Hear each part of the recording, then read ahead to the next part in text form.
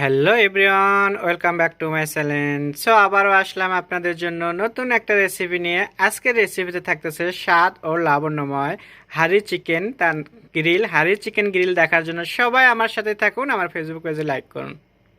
আসসালামু আলাইকুম, সবাই কেমন আছেন? আশা করি সবাই ভালো আছেন। স্বাদ ও স্বাদের গল্পের সাথে আবারও আসলাম আপনাদের জন্য নতুন একটা ভিডিও নিয়ে। আজকের ভিডিওতে দেখাবো আপনাদেরকে আস্ত চিকেন তান্দুরি করে চুলোতে। আস্ত চিকেন চুলোতে তান্দুরি করে দেখাবো। তার জন্য আমি এখানে একটা আস্ত চিকেন নিয়েছি, নিয়ে খুবই ভালো করে ধুয়ে আমি কেটে নিছি। নিয়ে এখন এখানে আমি প্যাকেট মশলা দিলাম আর টক দই দিচ্ছি, সাথে একটু আমি আদা রসুন বাটা দিচ্ছি। আপনারা চাইলে ঘরেও মশলা দিয়ে করতে পারেন, প্যাকেট মশলা না দিয়ে। সো আমি একটু মশলা বেশি বেশি করে দিয়ে দেবো, এই জন্য প্যাকেট মশলাটাও দিলাম। সাথে দিয়ে দিচ্ছি একটু লবণ। একটু ঝাল ঝাল হবে বলে আমি এখানে একদম ঝাল মরিচের গুঁড়ো দিচ্ছি, এটা খুবই ঝাল, বম্বে মরিচের গুঁড়ো।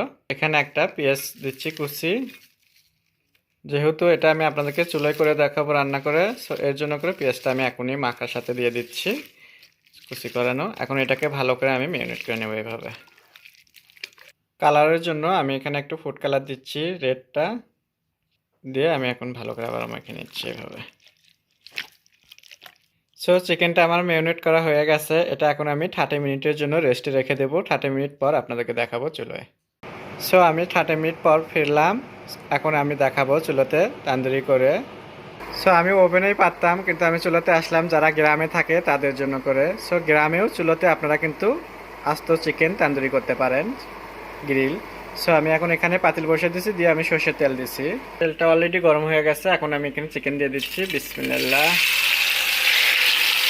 চিকেনের সাথে আমি একটু মুরগির চামড়াটাও দিয়ে দিচ্ছি, এটা রাখছিলাম, যে চামড়াটা ফেলে দিলে ফেলে দিতে পারতাম। তো আমাদের বিড়াল আছে, তো মনে করলাম যে রান্না করে নিই, বিড়ালকে ভাতের সাথে মেখে দিতে পারবো, সেই জন্য করে আমি এটাকে ঢাকনা দিয়ে ঢেকে দেবো 4-5 মিনিটের জন্য।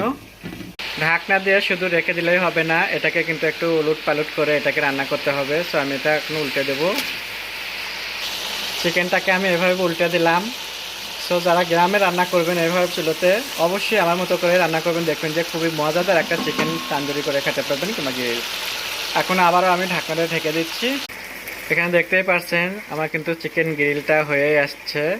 এখন আমি এখানে কিছু সবজি অ্যাড করে দেবো একটু, আপনারা চাইলে দিতে পারেন, না চাইলেও না দিতে পারেন, কিন্তু আমার এখানে ছিল তাই আমি দিচ্ছি। একটু স্যালারি স্টিক, আলু আর গাজর আমি একটু বড় বড় করে কেটে নিচ্ছি, নিয়ে আমি এখন অ্যাড করে দিচ্ছি এভাবে। সবজিটা দেওয়ার কারণ হলো চিকেনটা সফট থাকবে, একদম খুবই নরম হবে ভেতর থেকে, কারণ এটা আর যদি সবজি না দেন সেটা কিন্তু একদম বেশি ড্রাই হয়ে যাবে। সো এর কারণে সবজিটা দেওয়া। সো আশা করি আপনাদের যদি স্যালাড স্টিক না থাকে তাহলে গাজর আর আলু দিয়ে আপনারা গ্রামে করতে পারেন। এখন আমি আবারও একটু ঢাকনা দিয়ে 2-3 মিনিট রেখে দেবো। সো দেখতে দেখতে আমার চিকেন গ্রিল কিন্তু হয়ে গেছে চুলোতে, দেখতেই পাচ্ছেন খুবই সুন্দর একটা কালার হয়ে গেছে, আর স্বাদ তো অসম্ভব স্বাদ হবে। আপনারা বাসায় একবার এভাবে বানিয়ে খাবেন, দেখবেন যে খুবই মজাদার। সো এখন আপনাদেরকে আমি দেখাবো সার্ভ করে।